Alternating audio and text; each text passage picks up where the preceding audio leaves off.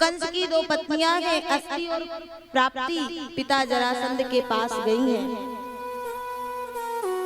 बात बताई है, गुहार लगाई है। जरासंध 23 अक्षौहिणी सेना के साथ मथुरा पर चढ़ाई किया और भगवान ने 17 बार चढ़ाई करी। 17 बार भगवान ने हरा हरा करके वापस भेज दिया। 18वीं बार विप्र देवताओं को पूजन में बिठाया तो विप्र देवताओं ने प्रभु से गुहार लगाई, गोविंद आज हार जाना, क्योंकि तुम जीते तो हम न बचे, क्योंकि इसका प्रण है कि अगर आज हम धोखे से भी हार गए तो एक भी पंडित जी जीवित नहीं बचेंगे। इसलिए पंडित जी का ध्यान पूजा में नहीं, वहीं पे ध्यान। और सरकार ऐसी स्थिति में पंडित जी लोगों की प्रार्थना सुन के भगवान ने कहा आज युद्ध नहीं करेंगे दाऊ भैया, तो भाग जाते हैं। लोग क्या कहेंगे पता है? हाँ, रण छोड़।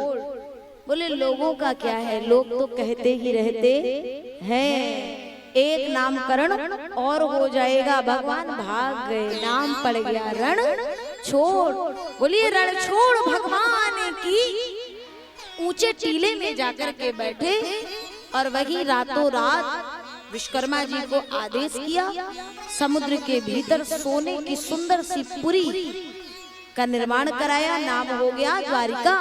और द्वारिका की गद्दी पर सरकार बैठ गए तो बन गए द्वारिकाधीश। बोलिए द्वारिकाधीश कृष्ण कन्हैया लाल की। और फिर संतों का मत, एक राजा है जिनका नाम है रेवत और उनकी कन्या रेवती से दाऊ भैया का विवाह संपन्न हुआ। और फिर विदर्भ सम्राट कुंदनपुर के राजा भीष्म 5 पुत्र और एक दिन सरोवर में कमल के पुष्प पर एक कन्या उन्हें मिली। और जो हमारी मैया लक्ष्मी है, मैया रुक्मिणी है, लालन पालन कर रहे हैं। कुछ बड़ी हुई तो नारद जी के माध्यम से उन्होंने कन्हैया के गुणों के बारे में सुना। तो जब से सुना तब से कृष्ण को पति रूप में मान लिया है। लेकिन जब बड़ी हुई तो इनके भाई रुक्मी शिशुपाल से इनका विवाह करना चाह रहे हैं और कहते हैं स्वयंवर रख रहा हूँ।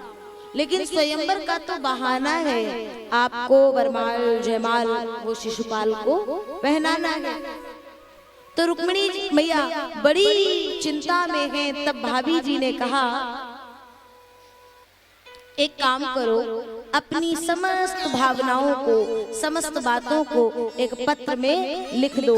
और वो पत्र पंडित जी को दे दिया और पंडित जी उस पत्र को कन्हैया के पास ले गए। भगवान कृष्ण ने पत्र देखा। पत्र में भगवान को सबसे पहले प्रणाम था और फिर लिखा था, प्रभु ऐसे ऐसे आपके बारे में जब से सुना है तब से आपको पति मान लिया है। अगर मैं आपको जरा भी योग्य दिखूं तो मैं गौरी जी के पूजन के लिए जाऊंगी। प्रभु कृपा करके वहीं से आप मुझे ले जाना। भगवान ने कहा कन्या सुयोग्य लग रही है तो ब्याह तो करना ही है, कर ही लिया जाए। जय जय तुरंत। और जैसे ही निकले दाऊ भैया आ गया है, कहा कन्हैया कहते इनका हो गया, हमारे में आ गए बीच में। अब तुम्हें क्या बताए कि तुम्हारी बहू को लेने जा रहे हैं। दाऊ भैया ने कहा जल्दी जा, जल्दी जल्दी जा, तब तक मैं इधर सारी व्यवस्था देखता हूँ। कन्हैया गए, रुक्मिणी मैया गौरी जी का पूजन करती हैं। जय जय गिरिवरराज किशोरी, जय महेश मुखचंद्र चकोरी, जय गजवदन खड़ानन माता जगत जननी, दामिनी दुति गाता खसी माल मूरत मुस्कानी, मनुजागी राचहि मिलहि सोवर, सहज सुंदर सावरो, करुणा निधान सुजान शील, स्नेह जानत रावरो। यही भांति गौरी असीस सुनसिय सहित ही हरसियली, तुलसी भवानी पूज पुनि पुनि मुदित मन मंदिर चली। भगवान पहुंचे, भगवान की सावली सूरत, मधुर मूरत को देखने में द्वारपाल सैनिक इतने भाव विभोर हो गए कि कब भगवान गए और कब रुक्मिणी मैया को रथारूढ़ किए, कब निकल गए किसी को पता ही नहीं चला। भगवान आ गए, भीष्मक जी आएंगे बिटिया का कन्यादान करने के लिए। भीष्मक जी ने समस्त तैयारियां कर ली है और उधर से समस्त हमारे कन्हैया दाऊ भैया के साथ समस्त भक्तों के साथ में बारात लेकर के आ रहे हैं।